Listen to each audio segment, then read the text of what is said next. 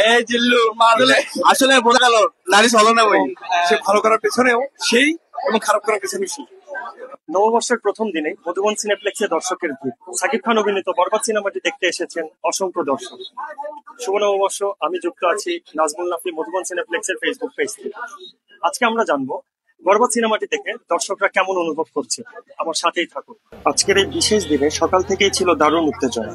অনেকে সপরিবারে বন্ধু বান্ধব নিয়ে চলে এসেছেন মধুবন সিনেপ্লেক্সে সিনেমাটি দেখতে। চলুন কথা বলি কিছু দর্শকের সঙ্গে, জেনে নেই নববর্ষের দিনে সিনেমাটি দেখে তাদের কেমন লাগে।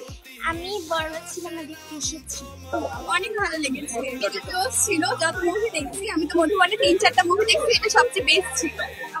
ভালো লেগেছে, অনেক ভালো লাগছে। আমার কাছে খুব ভালো লেগেছে। সে আমার না হলে কারো না, এবং সে ভালো করার পেছনেও সেই এবং খারাপ করার পেছনেও সেই। অসাধারণ অসাধারণ, অনেক ভালো। লাস্টে কষ্ট পেয়েছি, অনেক ভালো ছিল, তবে স্যাড এন্ডিং, অনেক খারাপ লাগছে লাস্টে। তাছাড়া অনেক ভালো মুভিটা, মানে সাকিব খানের অভিনয় চাচ্ছি। সাকিব খানের আমি প্রতিটা ছবি আমার ভালো লাগে, ওর প্রতিটা ছবি। আর সাকিব খান তো সাকিব খানই ভাই, মেগাস্টার তো আর এমনি নামে ট্যাগ আসে নাই। 8 আউট অফ 10। 10-9। সবকিছু মোটামুটি অনেক ভালো ছিল।